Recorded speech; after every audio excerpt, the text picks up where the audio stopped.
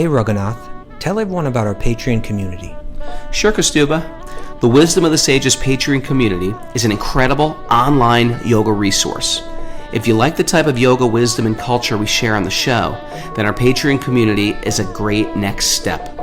This is a listener-supported podcast, and any level of sponsorship will unlock a wide range of live and archived classes, talks, and even workshops.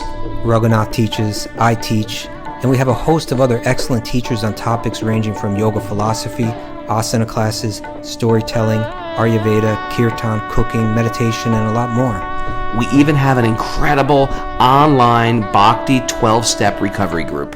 So if you want to check it out, go to patreon.com/wisdom of the sages. All right, let's get it on. Om Namo Bhagavate Vasudevaya. Om Namo Bhagavate Vasudevaya. Om Namo Bhagavate Vasudevaya.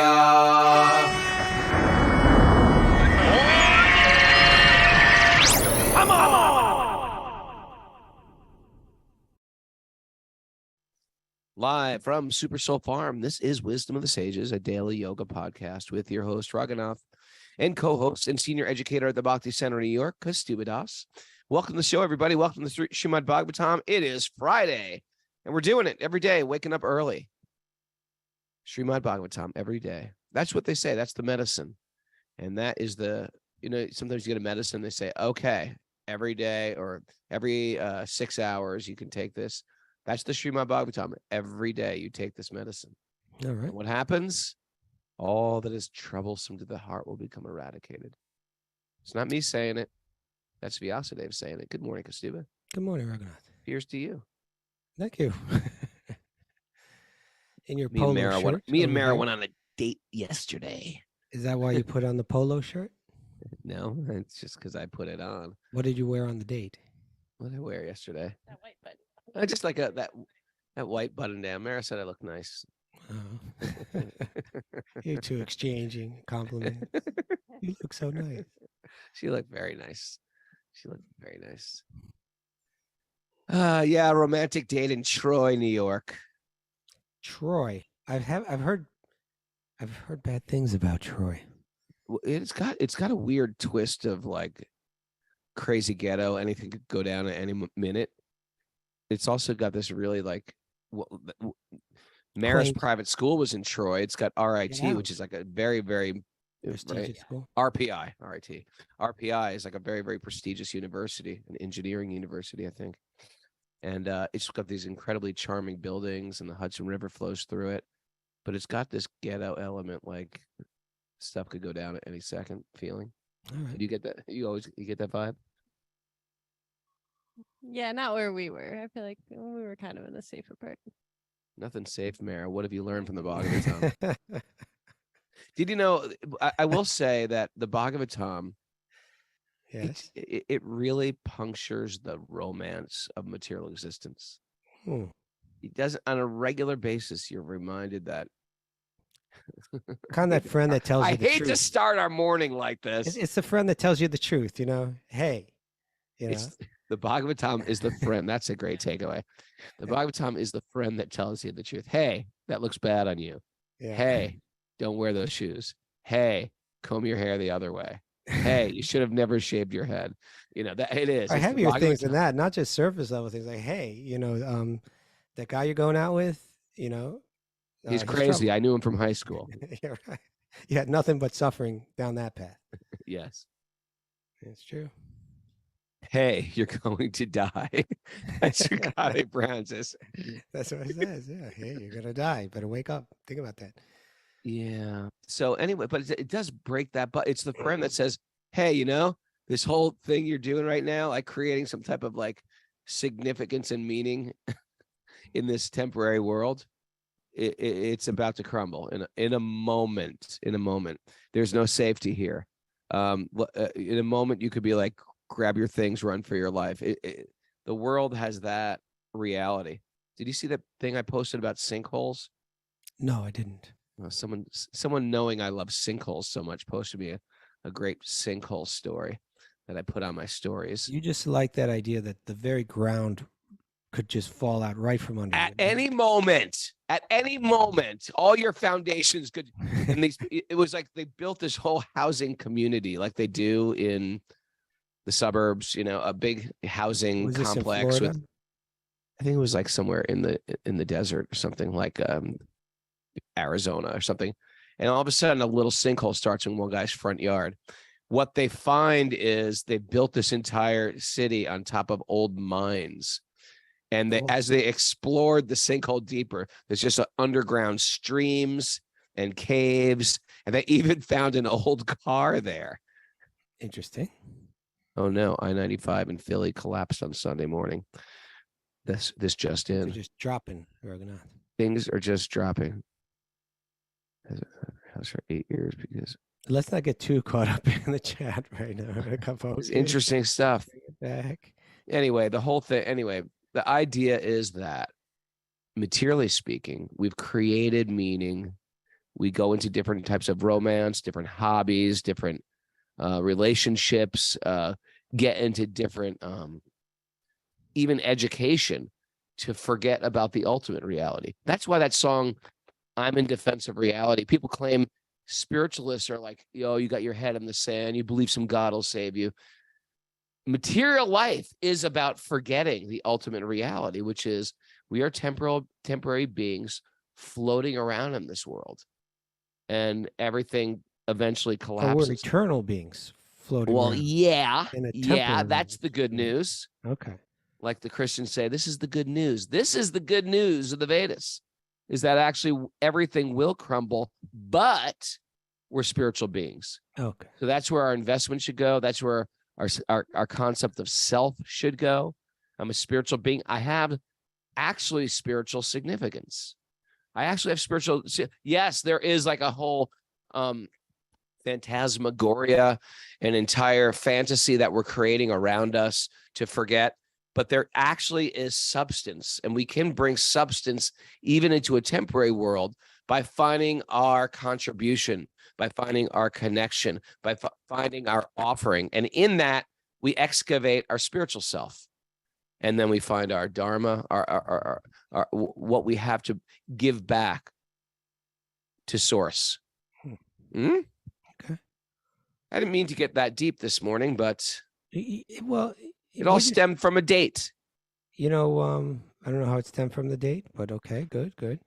But because a date you try to create, like, let's go to a charming place and eat some charming food.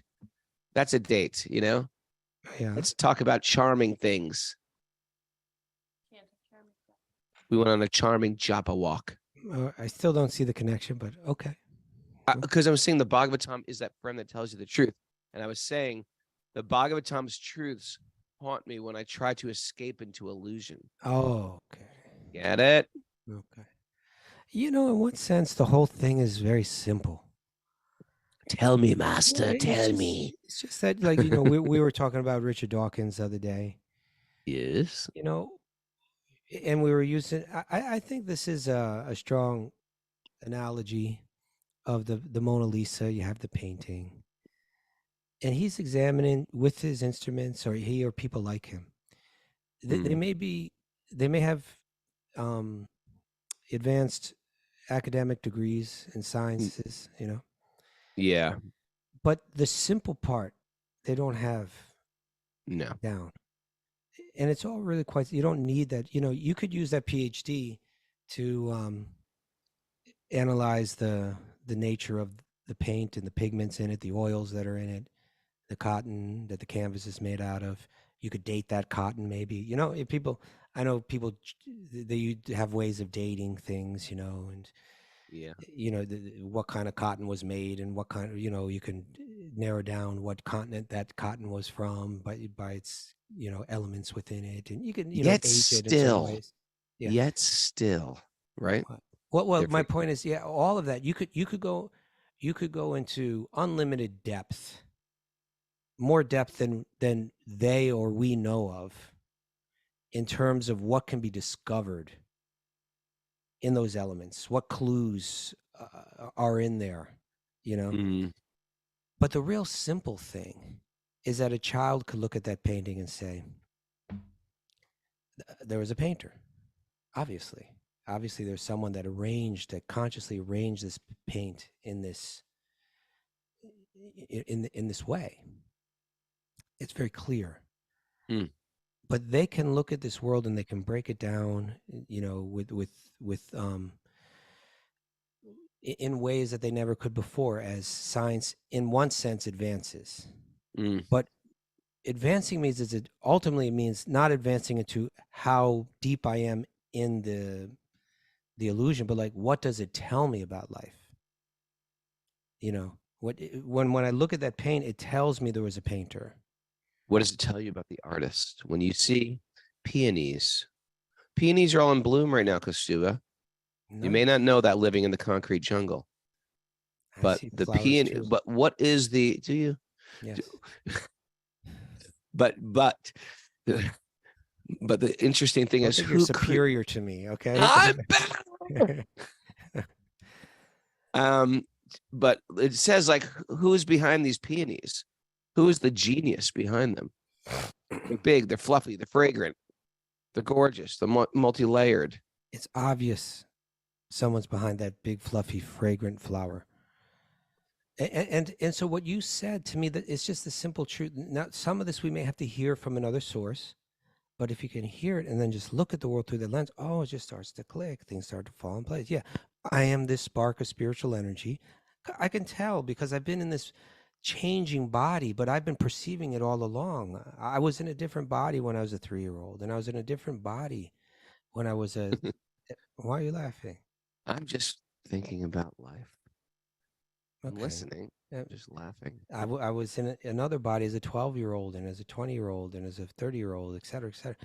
The chemical makeup of my body has completely changed so many times, but I've perceived it all. So I'm different from the body. I'm not changing like the body, right? Mm-hmm. I'm that the witness within, the witness, the observer, and witnessing the world changing, witnessing my body changing, realizing that these are all made out of a different type of energy that I'm made out of, and I'm playing around in this world. Is there some message? No, there's absolutely no message. How can you prove that? When these brilliant texts all along have been helping us figure it out, just try to listen, just try to see what am I meant to learn. Materialism is filled with blind faith, isn't it? You really have that blind faith in materialism or in nothingness. Yeah. And as you start to put together, you begin to realize, no matter what spiritual tradition you're coming from, hey, it has to do with simplicity. Hey, it has to do with kindness. That as you begin to live in this way with simplicity and kindness, it becomes easier to interpret the world, easier to interpret all the signals it's sending to you, easier to grow through them, So then let's be a yogi. Let's simplify our life a bit. Let's try to be more kind, more courteous, recognizing that within every body, there's a sensitive observer, right? Just like me, right? Plugged into the same, we're talking about plugged into the same generator as me, made of the same energy as me. Let's be considerate. Let's try to be kind. Let's try to understand that how everything's moving. When it comes moving in my direction, let me hold no resentment towards God, no resentment towards the people that on an external level seem to be causing these things. And if we just start to, we'll see, look at the great wise people, but not just necessarily people from my particular tradition, people from any tradition that were catching on to this basic, fundamental spiritual worldview, right? Let's be kind. Let's be simple. Let's try to understand what nature is telling us, what the world is telling us. Let's grow through it. Let's ultimately move closer towards that origin of it all that is sustaining us all. It's as simple as that. It's not a big, huge. And if you're going to try to throw some cynical, arrogant, stuff my way, honestly, why? Come on. Why? What are they getting out of that? What are they getting? I'm going to write a book to ruin your faith. Yeah, right. Yeah, what kind of payoff do you get from that? Well, again, he'll argue because it's the cause of all wars and blah blah blah. No, I mean that's just like saying when we use the thing, it's like Ego saying is the cause medicine of is the all cause of wars. all pain or something like that. No, it's just being misused. Right. That's where I say it's like where we you're like get- a child. We get rid of all religion, and wars are going to go away. Give me a break. Yeah, give me a break. Suddenly everyone's going to be at peace. No, people are going to be fighting with people like more intensely than ever before. I know. You don't think like atheistic tribes fought each other? Atheists are fighting all the time on the streets. They do. It's not like they're believing in God fighting. I had another spiritual realization while picking flowers this morning. No, Mr. Nature date Well, contemplator. Well, I'm going outside. Well, sometimes I see I don't know if you can call it a daisy stand. A whole field of daisies are out right now, and they're like crazy. Look at you, just noting all of the fauna and flora. Yeah, I'm a part-time botanist, you know that. Yes, but I didn't see much fauna out there, but I did see some flora. But I started picking daisies, and I was thinking to myself, and there's a sadness. There's a sadness to every flower because very soon they will wilt. Oh, and then they're over for the season, and then new flowers will come. So there's almost like it's almost like you could see your life within 3 weeks. Like this is it, the big payoff. This is like being 18 years old. I'm strong. I can do anything. And then you get to my age, and you're like, you can't do much. It's like no one will take you at this point. But so these flowers are growing. And I was thinking, you know what? It breaks my heart to pick them while they're enjoying their life. While they're enjoying this is it, the prime of their life. There's a lot they give up, but I was thinking, but you know what? They're also the blessed flowers because these are getting directly offered to Krishna because I'm picking them for my morning worship. And there's a poem about that, Raghunath. What's that? There's a poem about that. You got it? Look it up, and I'll tell my story. This is from Ben Johnson. Well, you're fast, man. I didn't even get to tell my story. I had this stored. I was maybe going to break this out for nuggets someday, but then I thought it's a little hard to read. It's one of these old poems. Maybe someone could tell us who Ben Johnson. I looked it up at the time. I'm forgetting who he was. Some important. He uses a lot of words like. Well, listen. Okay. A lily of a day. I already don't understand it. A flower of a particular time. Yes, a lily of a day. Is fairer far in May. Yes, yeah. Sure. Okay, and it's time of its blooming, it's most fair, right? It's most attractive. It's all of its glory. We didn't plan this, people. We didn't plan this. This is just me and Kostuba just ripping off each other. A lily of a day is fairer far in May. Although it may fall and die that night, it was the plant and flower of light. Yeah, for sure. So it's saying beautiful things are on this time scale, right? Mm-hmm. In small proportions, we just beauties see. And in short measures, life may perfect be. Mm-hmm.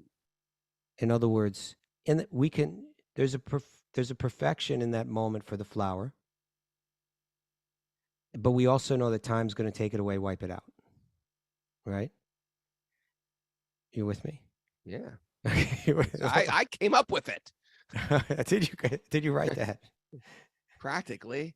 Okay, so in any way, I suppose he's trying to inform us of a way of looking at the world. Whereas if you're going to try to enjoy this world without unaware of the time element, if you're going to try to ignore this is what we try to do, right? We fall in love, we gain a possession, we think I'm happy now, but the contemplative person knows that just like that flower, it's going to be out of my hands, it's going to be gone in a moment. Right. Can you move through this world embracing both, observing the beauty of the world, experiencing the beauty of the world, but not being attached? That's what I was picking up from it. I'll tell you. It sounds like you were just right in the same space. Me and what's his name? Ben Stiller. You got something on him, Mara? Mara does. It's not Ben Stiller, is it? Ben Johnson. Yes, he would live from 1572 to 1637. Going He was a back. classically educated, well-read, and cultured man of the English Renaissance with an appetite for controversy, whose cultural influence was of unparalleled breadth upon the playwrights and the poets of the Jacobean era and of the Caroline era. I kind little- of specialize in the Jacobean era. A little similar to me. I'm a sort of a Renaissance. Yeah, very much similar. Man. Exactly like you, Ragnar. Um, You have been called the bard of your generation. yes, people have said that to me. I think I'm the Especially only you. one that's, I don't know if You're people the- have you're said it, but one a of them. person You're has said it. Someone has said that. Okay, I was say going to say that, all right, back to my daisies, picking daisies. I was thinking, okay, these daisies are temporary, but I'm offering them. And is there pain? Yeah, I'm plucking them off their stem. I'm taking them away. This is what I'm thinking this morning. I'm taking away from their peep. You know, I see them like a tribe of daisies. They're all friends here. And then I'm like, now I'm going to have to take you from your friends, from your tribe. You're going to have to give up your Your tribe. heads. You're going to have to give it. But in that shedding of their walking away from their family, so to speak, they're being they've been offered in perfection. Their lives have been given to God. And sacrifice. so I'm thinking of myself that there's so many things that I've walked away from. There's so many things I had to let go of. And some of the things were not easy. And some of the things, they were strong attachment. But knowing getting that there's plucked. you know what? You're Let plucked for a Krishna higher pluck- purpose. Let Krishna pluck me for a higher purpose. Pluck There- me, that's, there's Krishna. the takeaway right I'm there. yours. Pluck me, Let- Krishna. I'm yours. All right. Let me be your flower. Don't let me be. Speaking of flowers, Don't let me we just haven't there heard. wilt. Don't let me just wilt there with my old friends hanging around. All right. Speaking of flowers, we haven't heard from Mara yet today on the announcements. I have That was a a big important compliment. announcement. This is a big important announcement for our community. If you're Guess gonna what go- I'm doing Saturday morning? Okay, what? I am marrying Oh, Murari Prema and I Mangala thought you were with Chitradevi. Mara. Who, Huh? No, I'm marrying Murari Prema. No, I mean I'm marrying those two. I'm performing the marriage. I'm not marrying Mangala Murari Prema. Okay. I'm marrying them to each other. Okay. Get it? We're having a little You're the priest. wedding, a little wedding. I'm a It's great priest. when Ragu plays the priest. You like that? Yeah. Yeah. Honored. Okay. Now it's Well, we're all going to give them a big Hare Krishna. Congratulations. Bravo. Congratulations, you guys. We love you. They listen to the Zoom every day, those two. Never miss it. yeah, they've been steady from the beginning. All right, announcements. Josh Kane is offering an asana class at 10:30 this morning for our Patreon members. Yeah, if you go to class, he's going to marry you too. He's married. He's where everybody gets married today. I didn't think that happened till Tuesday. And then Betrothed from babyhood. from birth. Back to your recovery group meetings at 12:30 and 1 Eastern time today. Okay. Oh my God, I'm still laughing after my mother says betrothed from birth. Oh my God, the stuff that comes out of that lady's mouth. It was true. The Yeah. parents just said, okay, these two will be married. These two will be married. It's we don't have to think about it anymore. That's one thing off our plate. So simple. It's so simple. You're just going to marry that person. Just deal with it. Okay. Also, when you live in like a village, she was saying they grew up in a farm village. It's not like there's like tons of options, No, It your whole mind just gets simplified. Like Mara's a small town girl. She sees, okay, this guy. Living in a cowherd world. She was Yeah. just a small town girl. Going to So her Stuba private starts squirreling out. We know school. we're in trouble. Okay. Well, that was a setup, the small town girl thing. Just a small town girl. All right, let's get into it right Rainam Namaskrityanam now. Chaivan. We didn't do the nugget. Our we whole don't. thing was a nugget today. All We right, did Ben fair enough. Johnson. Fair enough. Okay, go. We'll save your Native American. It's Native American week for Kastuba. It just happened to be. Serious. I think you should be how they have these integrations with Native Americans, and you come and you get together and I'm not familiar with him, but an I'm willing to try. interfaith. Okay. Okay. Narayanam namaskrityanam chaivanarotamam devim saraswatim vyasam tato jayam mudirayet. Before reciting the Srimad Bhagavatam, which is our ultimate means of conquest. One should offer respectful obeisances to the Supreme Lord Narayan. Unto Narayan Rishi, the supermost human being, to Mother Saraswati, the goddess of learning, and to Srila Vyasadeva, the author. Nasta prayeshu badreshu nityam bhagavat sevaya bhagavati utamashloke bhaktir bhavati naishtiki. By regular attendance in classes in the Bhagavatam and by rendering service to the pure devotees, all that is troublesome in the heart will become eradicated, and loving service to the Supreme Lord, who is praised with transcendental songs, will be established as an irrevocable fact. Om Agyana Timarandasya Gyananjana Salakaya Chakshurun Militam Yena Tasmai Shri Gurave Namaha. I was born in the darkness of ignorance. My teachers are opening my eyes with the torchlight of knowledge. I offer my obeisances at their lotus feet. Reading from the Srimad Bhagavatam, Canto 5, Chapter 18, Text 36. Yes. This is good stuff. Mother Earth speaking. Mother Earth speaking. If she could say what she feels, it'd be very interesting. She can, and she will right here, right now. I meant presently, but yes. She could do it presently, too. By manipulating a fire-generating stick, what? Great saints and sages can bring forth the fire lying dormant within wood. Why are you saying what? Okay, You're I a get Boy it now. Scout. It's so hard to... Yeah. Have you ever done fire by friction? No, have you? Yes, I have. You got. I see they got a string in. It's a do bow. like It's a churning bow rod. drill. It's a bow drill. I bet Banjo Mike has done this. Murray Prema. You make a bow drill and you take a type of and you have to. Anyway, you Yeah, spin it get into that it, and then you friction. get some and you put some tinder in there, and then it creates a spark, and then you have to. You just set like that- using the terminology. It makes you sound. Oh, it's got the bow thing, and you got the tinder. Oh, brother, you missed out not being a Boy Scout, my friend. You missed out. Got the tinder. Hare Krishna. Hare Krishna. Got your truck. Throw some tinder in the back. I love using Hare Krishna in every other way except chanting the holy name. Hare Krishna, because it's like sit down and shut up. Hare Krishna. Okay, come on, let's go. Little non-boss for breakfast here. Okay. By By manipulating a fire-generating stick, probably using a bow drill, great saints and sages can bring forth the fire lying dormant within wood. Okay, It's That's- interesting concept. There's fire within wood that you're bringing forth. you see, that's the kind of thing that, like, because we grew up largely removed from nature, we don't think that way. But it's a simple. Oh yeah, there's fire in that wood. You bring it out. Yeah. Right. Yes. That's why, where did the fire come from, Raghunath? How did the fire get in the wood? How the fire from the sun? From the sun. Of course, it's radiating heat. That heat is going into the tree. It's storing it inside. There's the element of fire from the sun has gone into the wood. Then of course That's why hardwood trees, Oh yeah. right? Hardwood trees take longer to grow because there's more sun in there's more fire in that wood, and that's Now, why people like is to the burn hardwood trees. Is the hardwood tree? Does that make good tinder, or would you want a softer wood? You'd want a softer You wood. see, It doesn't matter. It actually doesn't matter. You Too just want a easy. smaller piece of wood, Okay. or like twigs. Yeah.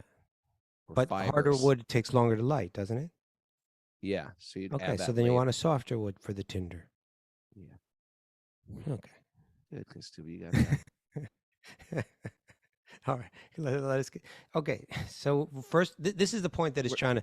All right, we're not done yet. analogies We're not being done made. yet. Let me finish this. Well, I'm just saying an analogy is being made that fire is dormant within wood. You can't see it with your eyes until you Does- can see it. Right? Yeah, people would say, "Well, I'm making the fire with a match." No. There's fire in the wood. The fire's that's just Fire's in the wood. that's helping it bring it out. The Exactly. match, That's right. right? But before matches, there was this bow drills, ways to make fire without. So Mantras. therefore, you can really see how you're extracting it from the wood. Yeah. Little flint and steel, Kastuba. Flint. That's another nice word. Flint. Flint. Okay. In the same way, here comes the analogy. In the same way, O Lord, those expert in understanding the absolute truth try to see you in everything. Good analogy Okay. going. I feel this good analogy coming. Okay. So like Even there's- in their own bodies. Yeah. Right? Even in other words, okay, so just as Get it? Of course, there's fire within wood. You can't see with your eyes, but it can be proven. Ultimately, you can see, and a person with that knowledge knows it all the time. Yeah. That there's so similarly, the absolute truth, Lord Vishnu, he's within everything. He's even within my own body all the time. And a person absorbed in material life, that's the equivalent of wet wood. Huh? Oh, You like okay. that? Wet Sure. wood. It's like Fire's you in look there, at- but it's fire's in not there, but it's just penetrating. covered by wetness. Yeah. Right. Okay. Yet you remain concealed. You are not to be understood by indirect process involving mental or physical activities. Okay. So even that, it's interesting. It'd be interesting. Let me look at the Sanskrit to that, mental and physical activities, because I'm For wondering. me, that takes to me, that is sort of like jnana and yoga. That's what I was thinking. That is exactly where I was going. We're thinking like each other. But I'm not sure if we're thinking like the acharyas on the commentary. No. That's Okay, let's see if we're thinking well, like it says the acharyas. manasa, by the mind. Okay, whatever. I mean, it may, and let's see if Prabhupada mentions that, or even alludes to that. Well, it's okay. Anyway, let's read him. We'll see. All right. Okay, but it's saying that you're not going to understand. You're not going to see God within everything, simply by your own mental speculation or by any kind of physical activity. It's going to take something else to be able to see how God is penetrating everything, how God is everywhere, including within my own body. How am I going to see that, Raghunath? Let's hear. Yet you remain concealed. You are not understood by indirect process involving mental or physical activities because you are self-manifested only when you see that a person is wholeheartedly engaged in searching for you. Do you reveal yourself? Wholeheartedly. Wholeheartedly. That's when you become the bow drill. Therefore, I offer my respectful obeisances to you. I like this analogy a lot. I'm going to use this more. Okay. There's fire within wood. You can't perceive it. But when you make yourself wholeheartedly engaged in searching for you, then all of a sudden you get some glimpse. We have to become like that bow drill to extract the fire from the wood, to extract our spiritual life out of our mundane existence where I'm just walking around, looking at the flowers, trying to find romance in this world, trying to forget that the whole world is crumbling around me. Then I can find my spiritual self. There you go. Talking to you yesterday, what we were talking about our stuff. Yeah. I got I got this deep wake up call about existence. Yeah. See that? Yeah. No, it's Chapuji.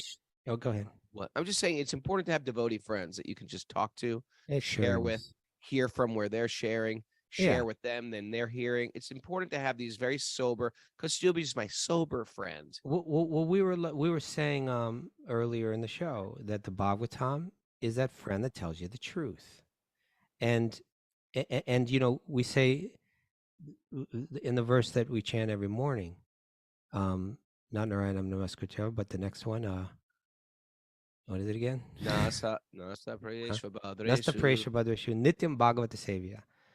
Right? That it's by saying by serving the Bhagavatam, but it's saying Bhagavatam it means the message that's there in the book, on those pages of that book, that eternal message that has been recorded in the form of a book, but has existed, but has existed eternally within the spiritual realm. But also the person Bhagavat, which means the walking representative of that, right? If the Bhagavatam is the friend that tells you the truth, then the person Bhagavat is that walking representation of it. We need to be that for each other, right? We need to help each other stay focused on, hey, remember there's fire in that wood.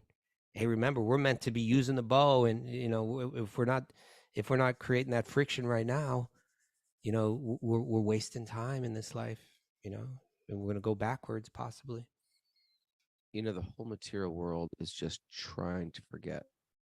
Is a desperate attempt to forget that the material world is temporary. I think Prabhupada may get into that in this, or maybe maybe it's a couple verses down. But let's hear.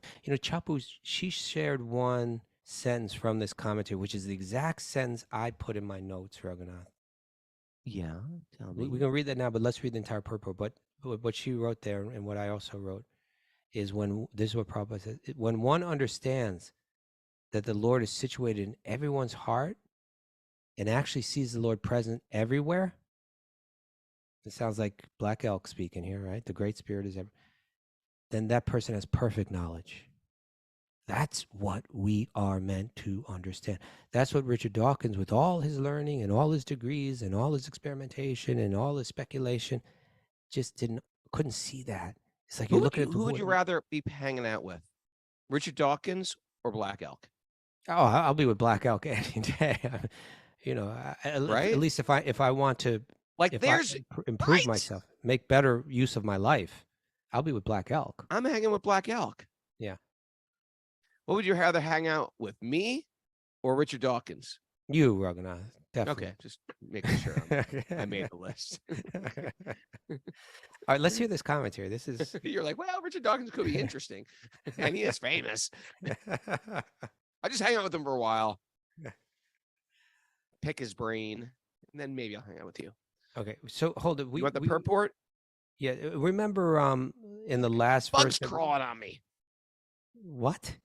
You know, I'm just walking around the grass and I'm feeling I got bugs crawling on me. It's reminding me. Anyway, I won't get into what that reminds me. Go on. But what were we just saying? Oh yeah, in the previous verse, it mentioned that the Earth, Mother Earth, Bhu Devi, is praying to Lord Vishnu in his form as the boar, which is particularly dear to her. Why? Because she saved the earth. Because Lord Boar saved her. Lord Boar saved her. Yeah. And that's a whole nother story. It has been mentioned earlier. When the earth was inundated with water. Yes. And so she's praying to that particularly dear form to her. And it mentioned that she was doing it by chanting Upanishadic mantras. Remember that? Yep. Okay. So in this in this verse it alludes to the Upanishads by certain words that are being used. And Prabhupada is going to point that out in the commentary. You know, the whole thing, right? This is where it helps us understand that the Vedanta Sutra, right? This is how Vyasadeva laid out his works, right? He wrote the 4 Vedas, which teach you how to be a good pious materialist and take a few steps forward, right? Then he wrote these books, the Upanishads, these very fascinating, deeper philosophical books that speak more about renunciation and more about spirit, right? Brahman, right? Yep. And then came Mahabharata with the Bhagavad Gita, and then ultimately come the Puranas and Srimad Bhagavatam. But he also wrote the Vedanta Sutra, right? Which is seen very much as like a summary of the Upanishadic teachings, of the knowledge. You know, you take all those Upanishadic teachings about spirit, the nature of the self, letting go of this world and so on, and you condense them into these sutras, into these terse, little aphorisms, little verses, which are widely open to interpretation because they're so terse, right? And then throughout the centuries, different lineages have commented on the Vedanta Sutra to establish their understanding of how is this meant to be understood, right? Now, in our particular lineage, the Gaudiya Vaishnava lineage, the founders of it said there's no need for us to write a commentary because just look, we're going to show you something that nobody quite caught on to, but we caught on to this. We want to show it to you. That the Srimad Bhagavatam itself is a commentary on the Vedanta Sutra. That you can draw all the parallels. You can see how you take here's a verse from here's a sutra from Vedanta Sutra, and here's how it's fluffed out in Srimad Bhagavatam and explained in far greater depth. So it's already been commented on by the author himself. So you can't get a better commentator than the person that wrote it, that wrote the book themselves. And so what we're going to see here is that, in a sense, Prabhupada is showing us, see how what Mother Bhumi here is saying is coming straight out of the Vedanta Sutra, is coming straight out of Upanishads. She's speaking the same language, but it's being focused right. it's going to be less vague because she's focusing in right on Lord Vishnu, so that you could read the Upanishads and miss that, but you can't miss it in Srimad Bhagavatam. It's the commentary on Vedanta Sutra. So let's get into it. The word kriya or kriyartai means by performing ritualistic ceremonies to satisfy the demigods. Okay. The word vipashchitaha is explained in the Taittiriya Upanishad as follows: Satyam Jnanam Anantam Brahma. Well, say that again. Satyam Jnanam Anantam Brahma. Anantam Brahma. So Brahma, the Brahman, the spiritual energy, the absolute truth, you could say, is Satyam. Satyam, eternal, truthful. Jnanam, filled with knowledge. Anantam, unlimited. Okay. Brahman is truth, knowledge, and is infinite. Okay. Yo Veda nihitam guhayam parame vyomam. So snute sarvan kaman saha brahmana vipashchiteti. Okay. So what this verse from the Taittiriya Upanishad is saying, and now let's go back. What have we been talking about? How just like fire is in wood, so the supreme absolute truth, Brahman, the Lord Vishnu, he's within everything, including my own body. And you have to intensely want to know that. You have to that won't be revealed to you in any way. It won't be revealed to you by getting a PhD in science. It won't be revealed to you by working real hard. It won't be revealed to you by your own mental speculation. It'll be revealed to you when you very sincerely want to see it with an intensity, right? So this verse from the Upanishad says, Brahman is truth, is knowledge, is infinite. One who knows that Brahman is existing in the entity, within, you could say. You get different kind of translations, but within the supreme space of the heart, enjoys in identification with the all-known Brahman all desirable things simultaneously. Okay, so in other words, this eternal truth, this eternal knowledge, this unlimited being is spread throughout all existence, including within my own heart. When I intensely want to know that,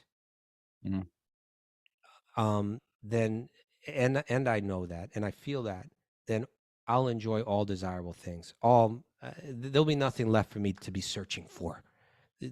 I won't be eager to try to find happiness through anything else. It'll all be right there within. We're just not intense about it. We just don't care enough. We're just not eager enough. We're still confused, searching around for other stuff. Okay, let us continue. As Krishna states in the Bhagavad Gita 7th chapter, Bahunam janamam ante jnanavamam prapadyate. Right after many births and deaths, he who is actually in knowledge surrenders unto me. Okay. When one understands that the Lord is situated in everyone's heart and actually sees the Lord present everywhere, he has perfect knowledge. There you go. The word Jata Veda means fire which is produced by rubbing wood. In Vedic times, learned sages could bring forth fire from wood. Jata Veda also indicates that fire is in the stomach, which digests everything we eat and which produces an appetite. This brings up spontaneous combustion, doesn't it? Well, it does. To me, it's actually, like, in the same way you can body, extract fire from wood. If you know how to bring the fire out of your body, you can spontaneously combust. If that's in fact what you were thinking about doing today. Yeah. Jata Veda also indicates the fire in the stomach, which digests everything. But imagine if Raghunath just sat down and he knew the science. He's like, "That's it. I'm gonna spontaneously combust." It would be good for ratings. I felt like, if I was going to die anyway, and I wanted to help the show podcast, leave a legacy. You know what? Yeah. I love the podcast, love what we're doing, but I'm going to die anyway. So next Tuesday, I'm going to spontaneously combust on the show. We've got 1,000 Zoomers today. It'd be good for our Zoom audience. I think if you die on the show, it's more likely to be from your laughing fits. Yeah. Tell you, I feel like I'm gonna have a heart attack or something when I laugh. But it would be cool. You know how you ever seen like these Buddhist monks who pour gasoline over themselves? That's an artificial way of doing it. Yeah. I know. Wouldn't it be great if we say, you know what? I'm going old school. I'm going to bring out the fire that's already within the body. Well, sometimes you see, like, Yogi Charu, our friend Yogi Charu. Yeah. You see, Does most he know of us just somebody walk. who lit himself on fire? No, but most of us walk around kind of unaware of what's going on in our body most of the time. If we have a stomach ache or a headache or some kind of pain, we're aware. Yeah. But he says, and I believe him.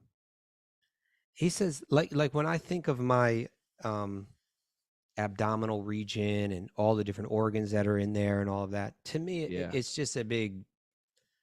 It's like I can't differentiate any of it really. It's just like all the guts, The guts, yeah, the guts. But he says that he can feel separately his different organs, and he can feel them breathe. Like he can be aware of, oh, okay, that's my kidney. It's doing this right now. That's my, like all the different spleen. And so if you're aware of them, then you can manipulate them more.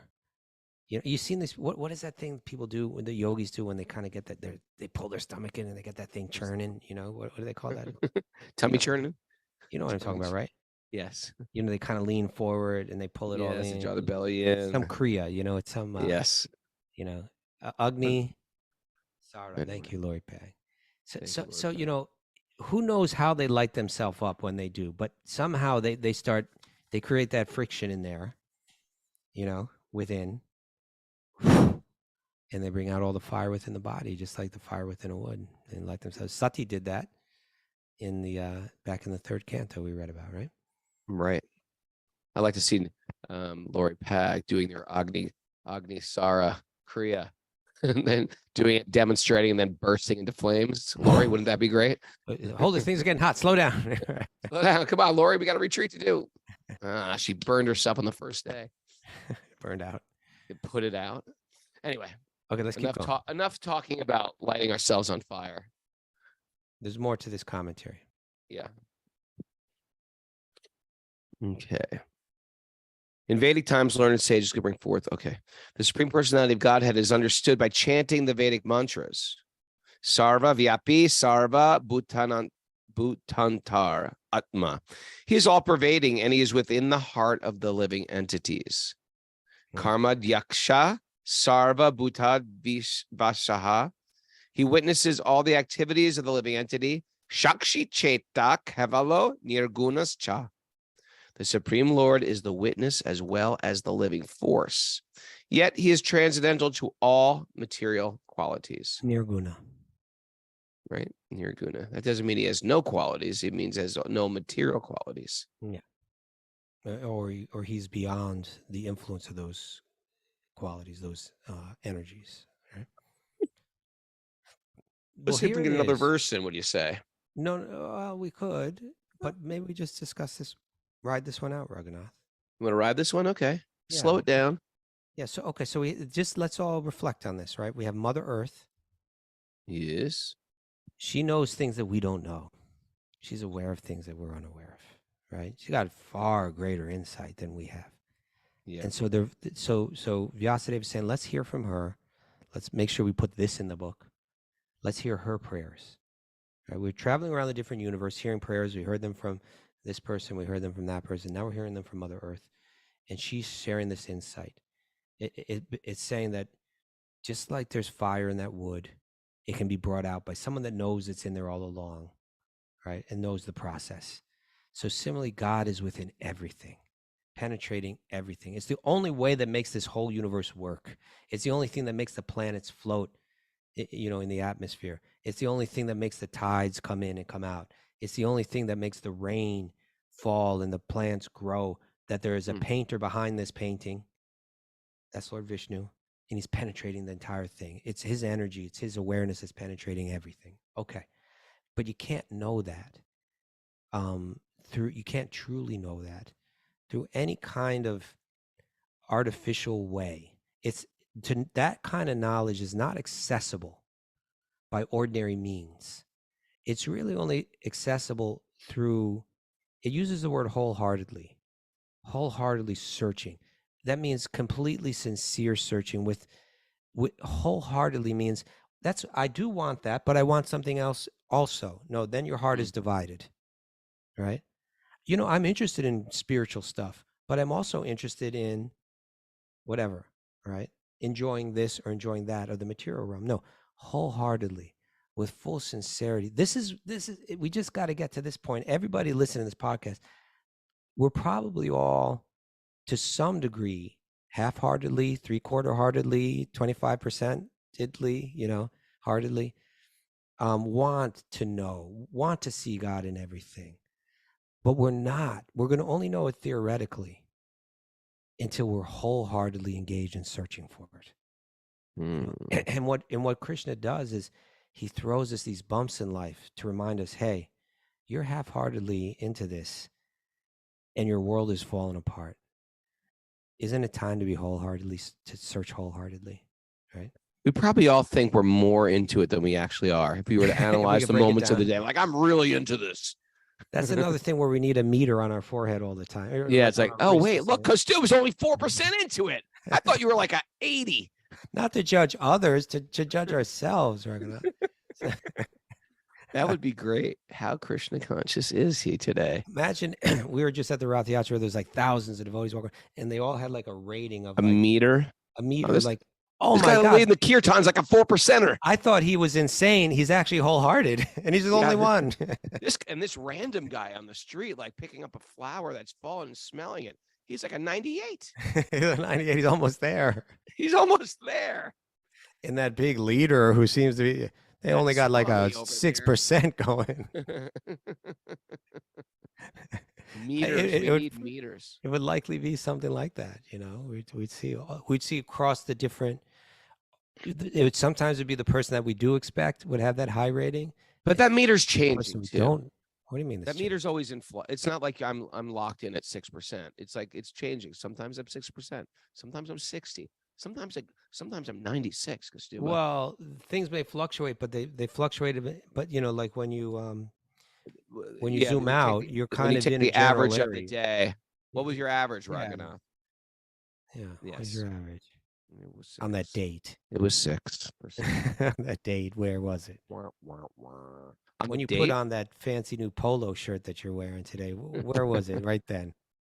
Where was it? I was like, I'm going to dress up beautiful for Krishna. Okay. I'm going to dress sexy 100%. For Krishna. You were high rating. Blue makes me, is it blue? Yes, it is blue. Blue makes me think of Krishna. See? There you go. Then you thought of Uddhava wearing Krishna. Mara, was it a Krishna conscious day yesterday? Yes, it was. Where was it rated on the scale? Very high. 98. Of course, Raghunath was just saying that we all think we're rated so high. So, yeah, there's a reality chart. This should have 2 meters. What you think you are, and what you actually are meter on your forehead. Okay, are we ready for our takeaways? And those who are actually like a 98, they think they're actually very low. Isn't that interesting? And those that are like at lower. 6 are thinking they're really high. Right? The people in Maya, they think they're high, but they're actually low. And the people that are very Krishna conscious, they think they're very low. If Richard Dawkins could just create this, right? Yes. The whole heart meter. Yeah. The spiritual sincerity meter. We got it if we all only had one. But we kind of do. All right, let's get some interesting little goodies for today. Bhagavatam is that friend that tells you the truth. Ooh. Ow. Oh. At any moment, we could fall in a sinkhole. I'm dead serious about sinkholes. Okay. Everything is fine, and then everything collapses around you. The entire community has been like condemned now. But they built the entire suburb on a sinkhole, the housing development. Material life is about forgetting the ultimate reality. I don't remember saying that. Excavate the spiritual self. With an excavator. Who's behind the peonies? Ooh, spiritual excavator. That's going to be on my bio. Okay. Time will wipe out the beauty of the flower. It's going to make me cry. Pluck me, Krishna, I'm yours. Oh, Pluck yeah. me, Krishna. Pluck me. Be wholehearted in your search for Krishna. Wait, he's searching for a song right now. He's going through like his mind thinking right now. about I can see breakfast the for some gears reason. turning. I can I see was the thinking about gears. breakfast. I was thinking about breakfast and a Okay. donut. I was like, do we have donuts for breakfast? Where did I get that from?